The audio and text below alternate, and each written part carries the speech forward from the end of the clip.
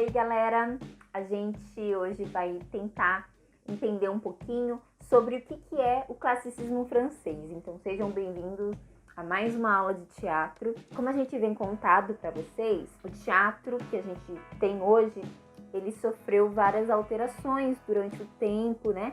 Então, a gente começa aí a contar para vocês sobre o teatro grego, sobre o teatro elisabetano, e a gente vai passando por esse tempo e a gente vai moldando o teatro, ele vai se tornando aquilo que a gente conhece hoje. E o classicismo francês, ele é caracterizado pela substituição da emoção para a razão. Não significa que os atores faziam isso naquela época. Os atores, eles não tinham que fazer isso. Eles tinham que realmente trabalhar com a emoção. Mas os dramaturgos da época, eles tinham que trabalhar a razão nas suas obras. O porquê que ele estava escrevendo aquilo, qual era o sentido, não simplesmente por pura emoção, porque ele gosta, porque ele acha aquilo legal, mas sim qual é o sentido daquilo para a sociedade, que reflexão que vai trazer para as pessoas, né? Os atores, sim, mergulhavam na emoção dos seus personagens. Então, o classicismo francês, ele se atém a ferramentas como tempo, espaço, ação. Cada ação é uma perfeição poética, é uma preciosidade sonora. Tudo isso era feito para que as pessoas que assistissem tivessem reflexões em cima daquela poesia. O que eu vou aprender, né?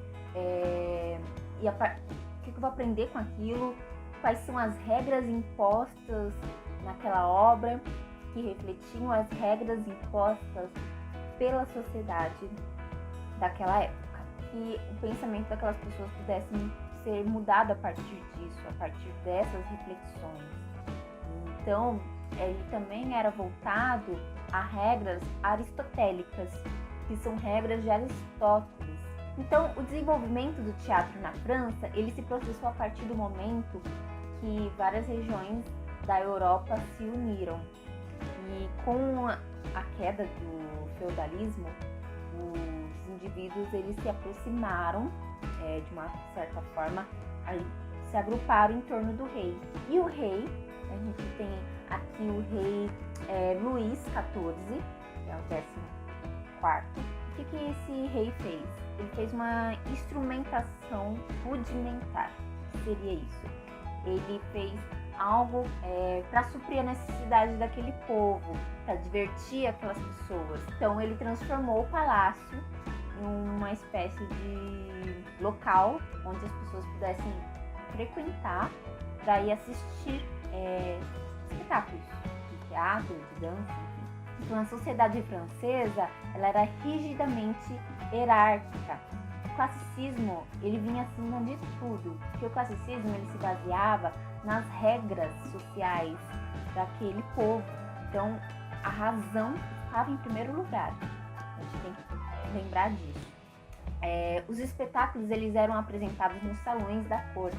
Momentos antes do espetáculo ser apresentado, eles arrumavam o salão, eles preparavam o salão para receber o espetáculo e para receber o público. Então, não tinha um lugar físico específico. Cada dia ia ser no lugar do palácio. Então, aos poucos, o salão do palácio ele ia ficando cheio, né, de pessoas de vários lugares ali daquela região.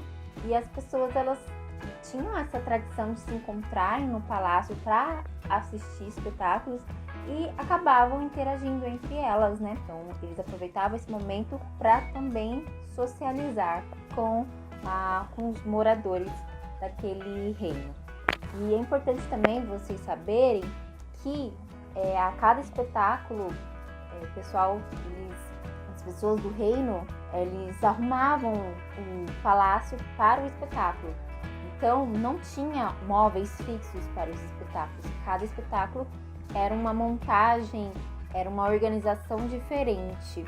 Iam se adaptando ao local daquilo que seria proposto a ser apresentado para o público.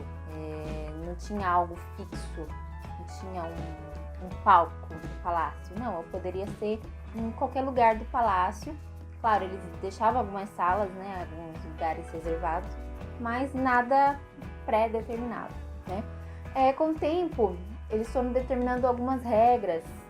Como iam muitas pessoas ao palácio, é difícil controlar a movimentação do entra e sai, as pessoas circulando, as pessoas falando, então tinha uma espécie de barulho que servia como sinal para as pessoas fazerem silêncio para que a peça pudesse começar. Então eles faziam alguns barulhos no chão, alguns barulhos que sinalizassem. Com o tempo, isso se tornou um sinal, né? E não foi mais com barulhos. Eles começaram a colocar instrumentos no lugar desses ruídos que eles faziam. Então começou a ter músicas para sinalizar que o público tinha que começar a fazer silêncio porque a peça iria começar. E também teve algo muito importante no classicismo francês, que foi os personagens femininos começaram a ser interpretados por mulheres, por atrizes. Antes isso não acontecia. Antes só existiam atores, só existiam homens no palco. No classicismo francês, a gente começa a ter a presença da mulher no palco, que é algo inovador na história. Os atores do classicismo francês, eles eram muito admirados pela população, pelo público. Ao mesmo tempo que eles veneravam os atores, veneravam aqueles ídolos, eles também tinham o poder de humilhar aqueles atores, caso eles achassem que o ator não estava à altura daquele trabalho. Mas ao contrário, ali do teatro elisabetano, o que entediava o público era espetáculos monótonos. No classicismo francês, eles não era a monotonia que era julgada, era se o ator estava conseguindo alcançar tudo aquilo que o autor escreveu, se ele estava fazendo jus àquilo que o autor, a grandeza do poeta, se o ator conseguisse dar jus à grandeza do poeta. Então isso que era um dos critérios para o público aceitar aqueles atores. O principal articulador, a pessoa que mais tem importância assim, dentro do classicismo francês, sem dúvida, é Molière. Ele foi um cara que escreveu muitas peças. Ele trabalhava críticas sociais em relação a abusos que aconteciam na época. Então tinha pessoas que amavam as obras do Molière, assim como tinha pessoas que odiavam, tá? 880. Como ele foi uma pessoa muito intensa, ele foi muito venerado, mas também foi muito odiado. Então as pessoas que odiavam ele tentavam sabotá-lo de qualquer forma, porque ele denunciava as pessoas, seja por falso moralismo em suas peças. Ele tocava na ferida, ele mostrava aquilo que a sociedade tampava os olhos para não ver. Então ele ia lá e mostrava, olha, mas claro, de forma muito sofisticada, ele fazia isso, muito inteligente. Então, até na sua morte, após sua morte, teve pessoas que odiavam ele, começaram a inventar histórias, falando que ele não era cristão, então que ele não poderia ser sepultado no local cristão, etc. Usaram de exemplo uma peça dele, que é a peça, deixa eu pegar aqui para vocês, o Tartufo. Essa peça faz exatamente o contrário de um ateu. Ele fala sobre uma pessoa que é falsa cristã e que depois recebe uma punição. Então ele fala justamente o contrário, só que as pessoas pegam esse espetáculo e querem tentar mostrar para a sociedade que ele era um ateu, sendo que na verdade isso não tinha nada a ver com a obra dele, e ele não estava falando dele, ele estava retratando aquilo que ele via no mundo ao redor dele.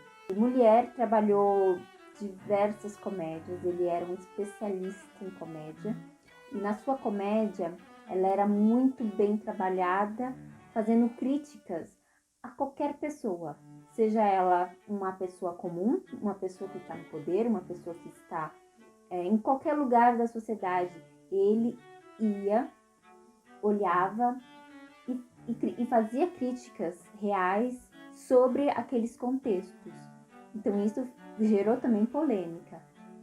E as comédias eram em cima disso. E ele não escrevia nada de bobeira, de graça. As pessoas não riam por rir. A comédia, ela não era abaixar as calças, por exemplo. Não era isso. Era algo extremamente estratégico, inteligente, fazendo com que o público se atentasse às atitudes daquele personagem, se identificasse na vida real, e aquilo ficava satirizado, e não por uma simples atitude, mas por atitudes muito complexas do ser humano na sociedade. Então era uma comédia extremamente refinada. Molière, além de dramaturgo, ele era ator, diretor e empresário também. Então ele ajudou outras pessoas a também escreverem peças. Ele influenciou outros autores, além de estar totalmente envolvido nas suas peças como diretor, como ator, na produção. Ele era um artista totalmente entregue. Isso é algo que ele deixou como legado. Toda a sua obra tinha um jogo cênico muito bem elaborado. As piadas também eram muito bem elaboradas. Tudo era muito elaborado na escrita de Molière. E ele era especialista em comédia. Inclusive o rei adorava. Era o que o rei queria extrair de Molière. Só que Molière tinha um sonho, que era de escrever tragédia. Mas não foi possível porque o rei gostava das comédias dele, enfim. E aí, o único fracasso de Molière foi quando ele fez uma peça de tragédia que se chama Psique. Foi a única peça de tragédia. Molière, ele teve muito sucesso, ele viveu intensamente a arte, e inclusive a sua morte. Ele queria estar até o último minuto ali no palco, e ele estava se apresentando quando ele passou mal, começou a desfalecer no palco, e aí horas depois ele morreu em casa. Então, assim, ele viveu intensamente para o teatro e foi uma pessoa extremamente importante para o teatro francês, para o classicismo francês. Depois, com o tempo, o classicismo francês não foi suficiente para a sociedade. E aí, o movimento cultural ele vai se transformando e veio o Renascimento. O teatro, para mim, é onde eu posso me expressar de várias maneiras, fazendo cenas, peças, exercícios corporais e outras coisas. Eu tive interesse vendo minhas amigas fazendo. Aí eu quis fazer também, quis fazer parte disso. Bom, pra mim o teatro é uma aventura, onde você se aventura a criar uma vida que não é sua, viver uma vida que não é sua, fazer com que todas as histórias dessa vida que não é sua sejam contadas direito. Pra mim, teatro é arte. A arte de doar seu corpo, doar sua voz, doar você para um personagem. E eu comecei a fazer aula de teatro esse ano.